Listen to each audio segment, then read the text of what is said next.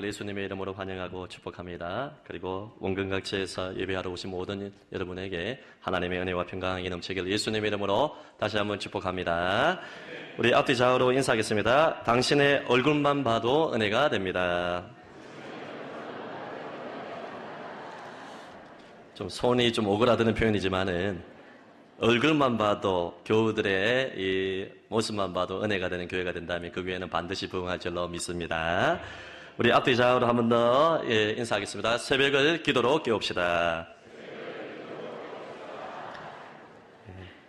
주보에 우리가 새벽기도 월요일에서 금요일까지 참석하신 분들의 이제 개수가 나와 있는데요. 한 700명, 800명 정도가 새벽에 이제 매일 또 150명에서 200명 정도가 이제 참여해서 기도하고 있는데 새벽 기도를 하니까 너무 행복합니다. 그래서 저는 앞으로 강요 안 하려고 합니다. 여러분 알아서 하시기를 바랍니다. 오면 행복합니다. 기도하면 응답이 이미 예비되어 있습니다. 안 오려고 아멘도 안 하시는 것 같은데 강요해야겠습니다, 여러분. 여러분 광고를 하나 드리겠습니다. 2월 27일에는 월드비전 콘서트가 있습니다. 조이렌의 러브 이즈 원 콘서트인데요. 아주 은혜로운 집회가 준비되어 있습니다. 우리 중고대청 또 주일학교 아이들도 일찍 오셔서 앞자리에 앉으시고 9시에 진행되는 것이 아니라 저녁 7시 30분에 진행이 되는데 외부 손님들도 많이 오실 겁니다. 그래서 저는 이제 제 욕심은 우리 성안교회 교우들이 앞자리에 많이 오셔서 은혜 받았으면 좋겠습니다. 은혜도 받으시고 그리고 끝나고 나서는 올 한 해 우리가 사랑으로 섬기고 나는 교회이지 않습니까? 가난하고 병들고 고통당하는 이웃들을 섬기는 후원 약정서를 하고 올해 하시고 내년에는 여러분 자주게 하시면 되겠습니다. 그래서 섬기고 은혜 받고 섬기는 그런 좋은 시간을 가지도록 하겠습니다. 부산 진우체국 그날 저녁에 주차를 제가 부탁해 놓았습니다. 그래서 40대 정도를 될 수 있기 때문에 중직자들과 일찍 오신 분들은 그곳에 주차를 해주시면 또 외부 손님들이 주차하는데 어려움이 없을 것 같습니다. 지인들을 많이 초대하셔서 은혜 받는 시간을 가졌으면 좋겠습니다. 오늘 로마서 순서 설교 세 번째 시간 복음의 폭발적인 능력 시작 복음의 폭발적인 능력 라는 제목으로 함께 은혜를 받고자 합니다. 로마서 1장 16절 17절은 마틴 루터가 종교개혁을 일으킨 시기에 은혜 받은 말씀입니다. 로마서의 핵심입니다. 로마서 1장 1절에서 7절까지 인사말이 끝나고 나서 지난주에 나는 복음의 빚진 자라 이야기를 하고 로마에 가서도 복음을 전하기를 원한다. 복음에 대한 열망을 나타냈습니다. 그리고 다시 한번 정리를 하는데요. 1장 16절에 이 복음이 무엇인가 이야기를 하고 복음이 모든 믿는 자에게 구원을 주시는 하나님의 능력인데 나는 이 복음을 부끄러워하지 않는다. 복음에 대한 태도를 이야기하고 17절에는 그 이유에 대해서 이야기를 합니다. 복음에는 하나님의 의가 나타나서 믿음에서 믿음에 이르게 하기 때문에 내가 복음을 부끄러워하지 않는다 이야기를 하고 있는 것입니다. 사람마다 자랑거리가 다 있습니다. 내가 복음을 부끄러워하지 않는다 강조법이에요. 복음을 자랑한다 표현보다 더 자랑하는 그런 표현입니다. 여러분 나는 절대로 복음을 부끄러워하지 않는다는 그런 표현이죠.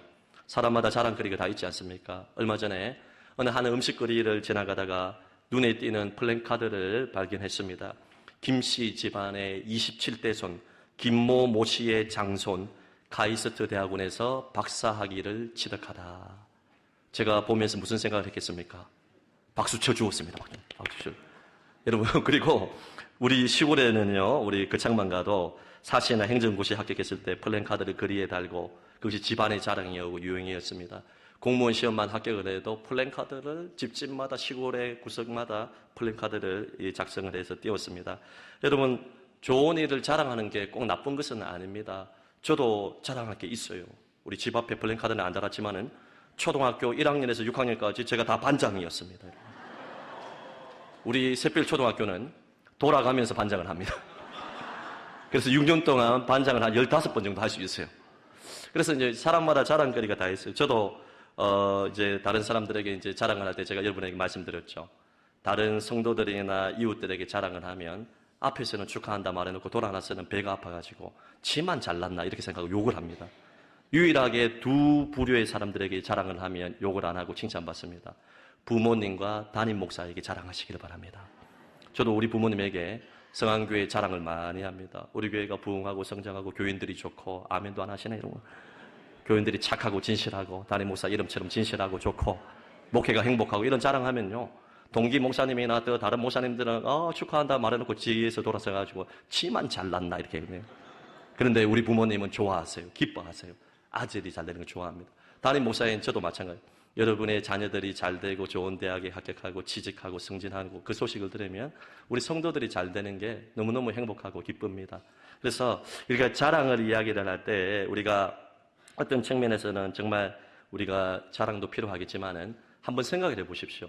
우리의 자랑거리가 이 땅의 것들로만 이루어져 있다면 문제가 있습니다. 그리고 우리의 신자들의 자랑거리가 다른 사람들의 희생거리가 되고 그리고 우리를 드러내는 것이 된다면 한 번쯤 우리의 자랑거리를 생각해 볼 필요가 있습니다. 사도 바울은 자랑할 것이 많이 있었어요. 로마 시민권이었습니다. 그 당시 최고로 존경을 받고 또 부러움을 받았던 대상이 로마 시민권자입니다. 로마 시민권이 있으면 마피아와 같은 것입니다. 사람들이 모두가 부러워해요. 여러분 수백억 수천억을 들여서라도 로마 시민권을 얻기 위해서 돈을 지불하는 사람들이 있었습니다. 바울은 집안 출신, 학력, 여러분 재력 모든 것들을 다 갖춘 사람이라고 했습니다. 하지만 그 모든 자랑거리를 배설물로 여긴다. 내게는 우리 주 예수 그리스도의 십자가 외에는 자랑할 것이 없다. 복음만 자랑했던 사람이 사도 바울이었습니다. 오늘 1장 16절에 내가 복음을 부끄러워하지 아니한다. 강조법이라고 했죠.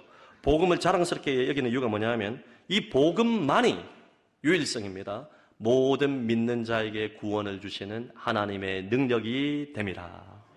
할렐루야. 복음만이 사람을 살리는 것입니다. 여러분 복음에 대한 이야기가 여러 이 순서 설교를 통해서 제가 자주 말씀드릴 텐데 복음은 그야말로 굿뉴스, 유앙겔리온, 왕의 아들이 태어났다는 것입니다. 구원자가 태어났다는 것입니다. 전쟁에서 승리했다는 기쁜 소식이요 뉴스입니다. 복음이 없으면 모두가 멸망당하여 지옥에 갈 수밖에 없는 것입니다. 하나님의 아들 예수님이 이 땅에 오셔서 우리의 모든 죄를 짊어지시고 사망의 권세를 이기시고 부활하시고 우리에게 영생을 주었다는 복음만이 모든 사람을 구원할 수 있기 때문에 사도 바울은 복음을 자랑스럽게 생각을 했습니다. 당시에 왜 복음을 부끄러워했느냐? 여러분 복음은요 예수님이 십자가에 달려 죽었다는 하나님의 의의 소식은 복된 소식은 헬라 사람들에게는 미련한 것이었습니다. 지식을 추구하고 철학의 모든 것을 추구하는 그들에게 있어서는 사형수 틀에서 십자가에서 저주를 받아 패배자의 인생을 산 예수님이 미련해 보였습니다. 유대인에게는 거리끼는 것이다. 신명기 21장 23절 말씀 보게 되면 율법에 나무에 달린 자마다 저주를 받았다. 큰 죄를 범하면 사람들이 회의를 해서 돌로 치거나 죽여서 나무에 달아놓았어요. 예수님이 십자가의 나무 형틀에 달려 죽었다는 것은 저주를 받았다는 증표이기 때문에 유대인들에게는 거리끼는 것이었습니다. 그리고 복음을 전하는 자들이 지식층과 권력자들도 소수 있었지만 대부분의 그 당시에 로마 제국의 기독교인들은 카타코모에서 동굴에서 피해서 예수님을 믿었기 때문에 복음을 전하는 자들이 심지어 노예도 있었고 그 당시 사람으로 대우를 받지 못했던 여자들이 많이 있었습니다. 그렇기 때문에 복음을 전하는 자들의 계급도 로마 시민들에 의하면 낮았기 때문에 복음을 부끄럽게 생각하는 사람들이 많이 있었습니다. 그리고 팀 켈러라는 목사님이 사람들이 복음을 부끄러워하는 이유 중에 하나가 뭐냐 하면 공로의식 때문에 그렇다는 것이죠. 내가 어떤 시험에 합격하기 위해서 어떤 자리에 오르기 위해서 열심히 땀을 흘려 노력을 하면 자랑할 게 있잖아요. 사당 오락이라는 말처럼 밤잠 안 자고 주경야독으로 우리 아들이 공부를 해서 좋은 대학에 합격했다. 자랑할 게 있어요. 우리 아들의 노력을 자랑해야 됩니다. 머리를 자랑할 수가 있습니다. 하지만 복음은 공짜입니다. 하나님 편에서는 엄청난 대가를 지불했죠. 하나밖에 없는 독생자를 십자가에 살찢고 피 흘려 죽이시기까지 생명을 내어놓는 대가를 지불했지만 이 복음을 받는 사람의 측면에서는 공짜로 선물로 받는 거예요. 우리가 하나님의 은혜로 죄 용서함을 받는데 이 죄값을 노력도 선행도 공로도 안 되기 때문에 그 어떤 것도 머리카락 하나라도 희게 할 수 없기 때문에 100% 하나님의 은혜로 구원의 선물을 받는 것입니다. 공짜기 때문에 인간의 공로의식의 측면에서 사람들은 자신의 노력과 공로를 자랑하고 싶지만 자랑할 게 없잖아요. 죄밖에 없어요. 하나님의 은혜만 자랑해야 되기 때문에 복음을 때로는 부끄럽게 여긴다는 것입니다. 성도 여러분, 바울은 오직 예수님만 자랑하고 복음만 증거를 했는데 그렇다면 여러분 이 복음에 어떤 능력이 있기 때문에 복음만 자랑했느냐? 복음의 능력을 다시 한번 살펴보기를 원합니다. 이 복음의 첫 번째 능력은 따라하겠습니다. 구원의 능력이 됩니다. 구원의 능력이 됩니다. 오늘 복음은 모든 믿는 자에게, 예수님의 십자가와 부활을 믿는 자에게 구원을 주시는 하나님의 능력이 된다. 이 구원은 질병이 고침받고 위기에서 건짐받는 그 정도가 아니에요. 물론 기독교의 복음은 영육간의 모든 것을 해결해 주시는 능력의 복음이지만은 가장 근원적인 복음의 능력은 뭐냐 하면 죽은 자를 살려내는 것입니다. 마른 뼈가 소생하는 것입니다. 지옥 가는 자들이 예수 그리스도의 의를 받아들여서 천국 백성이 되는 것입니다. 죽은 자가 살아나는 것이 기독교에서 말하는 구원의 본질적인 의미입니다. 여러분, 복음만이 사람의 영원한 운명을 바꾸는 줄로 믿습니다. 복음을 믿지 아니하면 영원한 형벌을 받기 때문에, 죄값을 치러야 되기 때문에 복음만이 사람을 구원할 수 있는 것입니다. 한 번 죽는 것은 정하신 것이요 그 후에는 심판이 있다. 의인은 없나니 하나도 없다. 모든 사람이 죄를 범해 하나님의 영광에 이르지 못하고 육신의 죽음이 찾아오고 나면 예수 그리스도를 믿지 않은 자는 죄값에 대한 심판으로 둘째 사망, 지옥의 형벌을 당하게 됩니다. 그런데 예수 그리스도의 복음을 받아들이고 하나님의 의로움을 받아들인 사람, 믿음을 선물로 받은 사람들은 죄값이 지불되었기 때문에, 이미 죄가 덮은 바가 되고 용서함을 받았기 때문에 육신의 죽음 이후에 우리의 영혼과 몸이 또 예수님의 재림 때에 영육이 하나 되어서 영원한 낙원 천국에서 예수님과 함께 영생 복락을 누린다. 할렐루야. 복음만이 사람을 살릴 수 있습니다. 복음만이 죄를 용서해 주는 것입니다. 복음의 기쁜 소식, 십자가와 부활의 소식만이 사람의 영원한 운명을 바꿀 수 있는 것입니다. 영원한 구원의 문제뿐만 아니라 우리가 이 땅에 살아갈 때도 복음이 죄와 사망의 권세를 이기게 하는 것입니다. 모든 사람들이 자범죄가 있고 원죄를 가지고 있기 때문에 구원받은 다음에도 죄의 찌꺼기가 남아있어요. 죄된 본성이 있습니다. 기회만 되면 죄가 기회를 타서 계명을 어긴다는 말씀처럼 순간적으로 스파크가 일어나게 되면 아무리 겉으로는 멀쩡해 보여도 우리 속에 짐승과 같은 죄가 이렇게 탐욕과 음란과 정욕과 모든 죄성을 통하여서 표현되는 경우가 얼마나 많이 있습니까? 화성 연쇄살인의 주인공이었던 이춘재 씨가 겉모습을 보면 평범해 보입니다. 연쇄살인마들의 얼굴이 뉴스의 사진에 찍힐 때마다 보게 되면 오히려 더 평온해 보이고 인자해 보이는 경우가 많이 있어요. 하지만 모든 사람은 하나님을 떠나고 원수가 되었기 때문에 그 속에 숨은 죄가 있고 죄된 본성이 있어서 기회만 되면 죄가 나를 지배하고 이 죄가 나를 수치와 부끄러움으로 몰고 가고 어둠의 일을 하게 되는 경우들이 많이 있습니다. 이것은 성경의 빛을 통해서도 알 수 있고 우리 자신을 보면 알 수가 있습니다. 하지만 예수님의 십자가의 능력과 복음이 구원하는 이 능력이 우리를 죄에서 자유케 하였고 죄를 이기게 하였고 넘어져고 실족해도 다시 일어나게 하였고 복음의 능력이 우리에게 진정한 자유를 줄 수 있습니다. 구원의 능력뿐만 아니라 일상생활에서의 구원의 능력까지 이 복음만이 우리에게 줄 수가 있는 것입니다. 뿐만 아니라 우리의 미래에 대한 염려와 걱정과 근심 모두도 우리를 울적하게 만드는 모든 세상의 일들도 복음의 능력을 붙들게 되면 이길 수가 있는 것입니다. 금요 성령 집회에 시리즈 설교를 하면서 우리 앞에 놓여있는 수많은 산들이 있죠. 문제의 산, 걱정과 염려와 근심의 산, 시험의 산들이 있는데 그 산을 오를 수 있는, 극복하고 깰 수 있는 능력이 믿음인데 사람에게 복음의 능력과 구원의 능력이 있다면 아무리 큰 시험거리와 염려와 근심이 있어도 환경은 변하지 않는다 할지라도 그 산을 타고 넘어갈 수 있는 복음의 구원의 능력이 이미 우리에게 있다. 할렐루야. 복음의 능력으로 재무장할 수 있기를 예수님 이름으로 축복합니다. 오늘 두 번째는 바울은 복음에 어떤 능력이 있다고 이야기하냐면 따라하겠습니다. 의롭다 하는 능력. 의롭다 하는 능력. 여러분, 복음은 구원하는 능력인 동시에 이것을 동의어로 다른 말로 하면 나를 의롭다 하는 능력이다. 오늘 17절 말씀 보게 되면 복음에는 하나님의 의가 나타나서 믿음에서 믿음에 이르게 한다 이야기를 하는데 이 하나님의 의가 뭐냐? 두 가지입니다. 첫째는 하나님의 완벽한 공의로운 속성을 이야기합니다. 하나님은 거룩하신 분입니다. 흠도 티도 없으신 분입니다. 죄가 없으신 분이에요. 하나님은 완전하신 분인 줄로 믿습니다.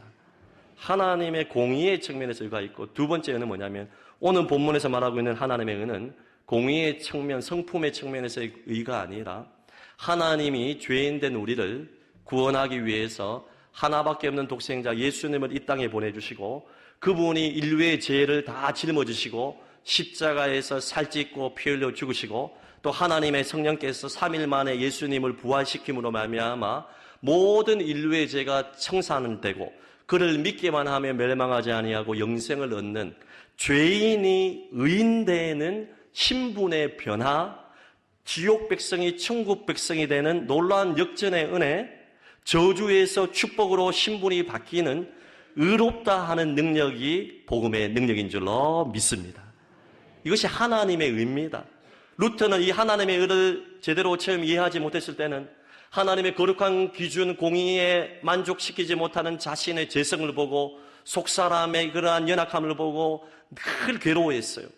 로마의 그 바티칸에 있는 그 계단을 오르면서, 독일에 있는 그 성당 쪽에서, 여러분 성전에서 늘 무릎을 계단으로 피를 철철 흘리며 오르면서 죄값을 속량하기 위해서 노력과 이러한 선행으로 자신의 땀 흘림을 통하여서 죄를 없이 하렸지만은 늘 죄책감에 눌려 있었는데, 로마서 1장 16절에서 17절에 이 복음에 나타난 하나님의 의를 깨닫고 난 다음에 자유와 행복을 얻고 종교개혁을 일으키게 되었고, 오고 오는 모든 세대에서 믿음으로 구원받는 복음의 능력을 자랑하게 한 것입니다. 여러분, 하나님의 의는 죄인을 의롭게 하는 그러한 은혜입니다. 여러분, 우리가 인간적으로 봤을 때는 이건 있을 수 없는 일입니다. 이미 죄를 지은 사람, 지우개로도 지을 수 없고, 우리가 찬양을 부르듯이 울어도 노력해도 힘써도 안 돼요. 그런데 이 죄를 안 지은 것처럼 간과하시고 넘어가시고 유월절처럼 패스오버 없는 것처럼 다 지워주신다. 하나님의 등 뒤에 던져버리고 죄인이 아니고 의인으로 취급해준다. 이거 있을 수 없는 일입니다. 사람들과의 관계 속에서도 공의로운 측면에서 보게 되면, 인간의 공로의 측면에서 보면 십자가의 복음의 능력, 의롭다 하는 능력은 정말 이것은 이치에 맞지 않는 것입니다. 하지만 하나님은 이 엄청난 은혜를 주기 위해서, 우리를 죄인에서 의인 만들기 위해서 하나님께서 의로움의 그 방법으로서 예수님을 이 땅에 보내주셨어요. 여러분, 하나님의 의가 나타났다, 믿음에서 믿음에 이른다, 법적인 용어입니다. 로마 사람들은 여러분 법적 관계에 대해서 익숙한 사람이에요. 그래서 복음을 설명할 때 재판장이 여러분 재판을 진행하는 법적인 용어로 하나님의 의를 이야기하고 믿음에서 믿음에 이르게 한다는 것을 이야기합니다. 여러분, 재판장의 선언이 중요합니다. 그 사람이 유죄인지 무죄인지 모든 것들은 재판장에 달려있어요. 변호사의 변호를 듣고 검사의 고발 고소를 다 듣고 난 다음에 재판장이 무죄로 선언하면 그 사람은 의인이 되고 풀려나는 것입니다. 제가 이전 교회에 목회할 때 한 성도님이 다른 교회를 다니시는 분인데 거리가 멀어서 우리 교회에 새벽기도로 오시는 분이 계셨는데, 이분이 새벽기도에 오자마자 50대 초반의 남성이었는데 매일 통곡을 하시는 거예요. 1시간 내내 통곡을 하셔서 어떤 사연이 있는지 궁금했는데, 한 번은 기도를 마치고 딱 나오는데 그 정수기 앞에서 물을 마시고 계시는 제가 질문을 했습니다. 혹시 어느 교회를 다니십니까? 1시간 거리에 있는 거리에 다니고 있는데 제가 너무나 괴로워서 새벽에 기도를 할 수밖에 없어서 목사님이 기도하는데 좀 이해해 주십시오. 그래서 예, 언제든지 기도하십시오. 1년 365일 언제나 개방되어 있으니까 기도하십시오.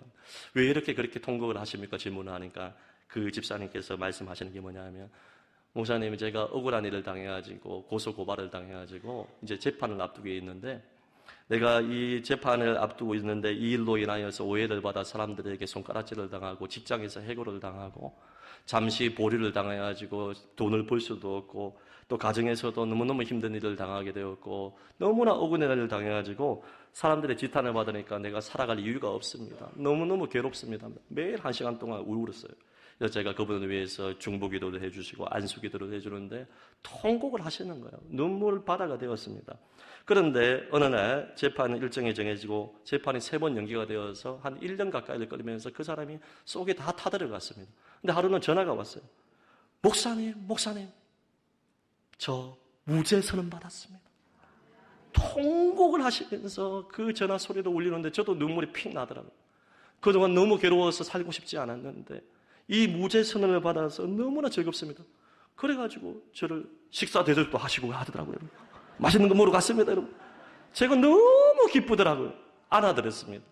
억울한 일이 풀려가지고 너무너무 행복합니다. 목사님 기도 듣고 보면 고맙습니다 표현을 하는데 제가 너무 행복했습니다. 여러분, 그분은 억울한 일을 당하여서 고소고발을 당해도 무죄받아도 기뻐했는데 우리는 억울하지 않잖아요. 우리 하나님을 떠났잖아요. 창조주 하나님을 거역했잖아요. 피조물이 하나님 자리를 이렇게 탐하지 않았습니까? 온갖 불의, 추악, 탐욕, 음란, 악독의 죄를 범했잖아요. 우리는 마땅히 죄값을 치러야 되는데 하나님께서 그 아들 예수님 보내주시고 그 예수님께서 우리의 죄를 다 짊어지시고 십자가에서 우리의 죄를 청산해 주시는 하나님의 의를 나타내 주심으로 말미암아 우리가 죄인의 자리에 서서 심판받고 죄를 가는데 하나님의 아들 예수님이 죄인의 자리에 죄인의 모양으로 오셔서 죄값을 치르시고 십자가에서 모진 고난을 당하신 것, 이거 있을 수 없는 일 아닙니까? 마땅히 형벌 받아야 되고 유죄선언을 받아 지옥 가야 되는데 하나님의 의가 나타나서 믿음으로 믿음에 이르러서 구원을 받고 의롭다함을 받았다면 이보다 큰 은혜가 어디에 있겠습니까, 여러분? 이 은혜를, 의롭다 하는 은혜를 우리가 얻게 되었습니다. 예수 믿는 사람들은 이중신분을 가지고 있어요. 행위로는 죄인이지만은 믿음으로는 의롭다함을 받은 사람입니다. 구원파의 오류가 뭐냐? 여러분, 구원파의 오류는 화인 맞은 것입니다. 양심에 화인 맞은 거예요. 한 번 구원받은 날짜를 기억하고 회개했으면 다시는 회개할 필요가 없다는 것입니다. 행위로는 죄인이지만은 믿음으로 의롭다 받았다는 이신칭의 복음을 제대로 알지 못해서 그런 것입니다. 우리는 한 번 회개하고 예수님을 믿으면 죄인에서 의인으로 신분이 변화되는 줄로 믿는 사람들입니다, 여러분. 맞는 말이에요. 죄인에서 의인 되는 거 맞아요. 그렇지만 이 땅을 살아가는 동안에 여전히 죄된 본성, simple nature, 죄된 본성이 찌꺼기가 남아있기 때문에 언제든지 죄를 범할 수 있는 사람이에요. 행위로는 여전히 죄인입니다. 그래서 구원파에서는 교회에 나와가지고 기도할 때 나는 죄인입니다 말하면 지옥 간다는 거예요. 한 번 구원받았으면 의인이지 네가 입술로 죄인이라고 고백하면 지옥 간다고 이야기합니다. 아니에요, 여러분. 행위로는 여전히 죄인입니다. 넘어질 수 있어요. 날마다 십자가 바라보고 회개하여 예수 닮아가고 놀아가는 성화가 필요해요. 근데 구원파는 이것을 인정하지 않아요. 성화를 인정하지. 한 번 구원받으면 영원한 구원이다 이야기를 하면서 성화를 인정하지 않는데 우리는 신분의 변화를 의롭다는 능력이 복음에 있다는 것을 100% 믿는 사람들입니다. 하지만 행위로는 여전히 죄인이기 때문에 날마다 십자가 앞에 나와서 회개하는 삶을 살아가야 되는 것입니다. 성도 여러분, 죄인이 의인되고 지옥 백성이 천국 백성 되는 거, 이 세상에 그 어떤 노력으로 안 됩니다. 선행으로 안 돼요. 머리카락 하나도 희게 할 수가 없습니다. 오직 복음만이 사람을 의롭게 하는 줄로 믿습니다. 이 복음의 은혜를 알아 내가 하나님의 아들로 입양된 아들, 딸의 권세를 가지고 의롭다함을 받은 자녀가 되었다는 것을 아는 사람은 하나님과의 관계 속에서 원망과 불평이 아니라 감사가 나오고 사람들과의 관계 속에서도 늘 온유와 평안과 화의가 나타나게 됩니다. 우리가 교회 봉사를 할 때 왜 다른 사람들에 대해서 자꾸 짜증이 나고 불만이 생기고 원망이 생기느냐 하면 의롭다 해주시는 하나님의 은혜, 1만 달란트의 빚을 탕감해 주시는 하나님의 놀라운 이 은혜를 우리 마음판에 간직하지 못하기 때문에 그렇습니다. 늘 다른 사람을 판단하고 정죄하는 이유, 나는 너보다 더 열심히 하는데 너는 왜 이렇게 하느냐? 의롭다 하는 하나님의 은혜를 누리지 못하기 때문에 그런 것입니다. 여러분, 십자가를 바라볼 때 내가 얼마나 큰 죄인인지 알 수 있고 복음을 생각할 때 나같이 더럽고 추악한 죄인이 의롭다함을 받아 의인이 되었다는 것을 아는 사람은 절대로 다른 사람을 판단하고 정죄할 수가 없습니다. 소망교회 원로 목사님이신 곽선희 목사님께서 40년 목회를 하면서 연구를 한 게 있다고 합니다. 제가 세미나 가서 이제 강의를 들었습니다. 성도들을 보니까 사랑받을 만한 사람인데 사랑을 못 받는 사람이 있고 사랑받을 것 같지 않은데 사랑받는 사람이 있다는 것입니다. 무슨 말인지 알겠습니까, 여러분? 이 사람은 어떤 여성을 이 비유로 들면서 자기 교인들 가운데 재주도 많고 얼굴도 예쁘고 공부도 많이 하고 똑똑하고 야무친데 남편의 사랑을 잘 못 받는다고 합니다. 그 반대도 마찬가지겠죠. 가만히 보면 남편이 늘 먼 산 바라보고 있다고 합니다. 그러니까 가정이 행복하지 않은 것입니다. 그런데 반대로 좀 미안한 말이지만은 그 목사님 표현에 의하면 그렇습니다. 제가 그렇게 한 게 아니고 저분은 시집가기가 영 쉽지 않겠다라고 사료되는 여성분이 있다고 합니다. 특별한 재주도 없고 용모도 자유분방하고 뭐 시원치 않은 게 많다고 합니다. 그런데 남편의 사랑을 그렇게 많이 받는데요. 백화점을 가고 마트를 가면 남편이 화장실 앞에서 딱 아내의 핸드백을 딱 들고 부인을 1시간 동안 웃으면서 기다리고 있다는 거예요. 얼마나 아내를 사랑하는지 모릅니다. 왜 그럴까 연구를 해보니까 강 목사님이 40년 연구를 했대요. 연구 결과를 발표합니다. 똑똑하고 예쁘고 야무진 여성들은 항상 율법적인 관계를 가진다고 합니다. 내가 너 같은 놈하고 살다니 어이구 내 팔자야 내 팔자야. 나는 잘났고 똑똑한데 너같이 모자란 남편을 만나가지고 내가 내 팔자가 이렇다. 그러니까 늘 짜증이 나요. 남편을 보기만 해도 짜증이 나고 분노가 생기고 내가 그때 너를 안 만나고 다른 사람을 만났어야 되는데 이런 율법적인 관계가 있으니까 옳고 그름을 따지니까 늘 짜증 불평이 나옵니다. 제가 어제 결혼식 때도 주례를 했는데 가정 안에서 옳고 그름을 따지고 맞다 틀리다를 따지는 사람처럼 죄송합니다. 바보가 없어요, 여러분. 가정과 교회에서 맞다 틀리다 옳다 그리다 따져가지고 되는 게 있어요, 여러분. 여러분 가정생활 20년 이상 해보신 분들은 알잖아요. 남편이 아내에 대해서 옳다 그랬다 맞다 따지다 해가지고 대판 싸우고 나가지고 옳은 것을 판명 내가지고 좋은 게 뭐가 있어요? 밥도 못 얻어먹어요, 여러분. 그래가지고 교회도 마찬가지고 가정도 마찬가지예요. 늘 율법적인 관계로 따지고 다 맞는 말이야. 그런데 아주 가정이 개판되고 콩가루 집안 돼요, 여러분. 이 곽 목사님의 연구가 아주 지당하다고 저는 생각을 합니다. 반대로 시원치 않은 여자는 내가 늘 부족한데 나 같은 사람이 저렇게 좋은 남편을 만나서 내가 너무 감사해. 늘 남편에 대한 감사가 있고 늘 감사를 표현하고 하니까 남편이 변변치 않은 아내임에도 불구하고 아내에 대해서 고마움을 느끼고 사랑을 표현해서 그래서 가정이 행복해진다는 연구 결과 발표가 있습니다. 여러분 이 이야기를 한번 적용해 보세요. 나는 늘 하나님 앞에서 충성하고 잘하고 있는데 내가 다른 사람보다 더 나은데 하나님 왜 나한테 이렇게 대우를 하십니까? 이렇게 율법적인 관계로 하나님과 나와의 관계를 생각하는 사람들은 감사가 없습니다. 짜증만 생깁니다. 그런데 여러분 나는 더럽고 추악한 죄인이요 하나님 앞에 자격이 없는 1만 달란트에 빚어진 사람인데 나 같은 죄인을 하나님이 사랑하셔서 복음이신 예수 그리스도를 보내주시고 하나님의 의를 믿음으로 말미암아 내가 죄인에서 의인이 되고 지옥 백성에서 천국 백성이 된 거 감사합니다. 감사합니다. 이 고백이 있을 때 진정한 은혜의 관계가 회복될 줄로 믿습니다. 오늘 마지막 세 번째로 복음이 왜 능력이 됩니까? 복음은 어떤 능력이 있습니까? 여러분 복음은 바로 승리의 능력, 믿음으로 승리케 하는 능력이 있습니다. 복음에는 하나님의 의가 나타나서 믿음에서 믿음에 이르게 한다. 그리고 하박국 2장 4장 말씀을 인용해서 오직 의인은 믿음으로 말미암아 살리라 한가 같으니라. 구약의 말씀을 인용을 해요. 믿음에서 믿음에 이른다. 믿음의 시작도 하나님이 하신 것이고 믿음의 진보와 성화도 하나님이 이끌어 가시고 궁극적으로 택한 백성을 승리케 하신다. 아무리 큰 어려움의 산이 있다 할지라도 하나님이 승리케 하신다. 할렐루야. 여러분 유다가 바벨론에 망하는 일이 일어나더라도 하나님을 믿는 성도들은 끝까지 하나님이 보호하신다. 그래서 우리는 그의 하나님의 돌보심에 대한 반응으로서 믿음으로 살아야 된다. 지금 현실은 만만치 않고 바벨론이 쳐들어오고 고통이 여전히 있고 문제의 산이 나를 옥죄고 있지만 믿음에서 믿음에 이르게 하여 궁극적으로 복음이 우리를 승리케 하실 것이기 때문에 오직 의인은 믿음으로 말미암아 죽는 것이 아니라 살리라. 할렐루야. 복음으로 우리는 살아야 됩니다. 이 땅을 살아가면서 좋은 일만 있지 않죠. 사고, 질병, 재난, 어려움이 있습니다. 이해하지 못하는 고난이 가정, 사업, 직장, 자녀들에게 쓰나미처럼 몰려올 때가 많이 있습니다.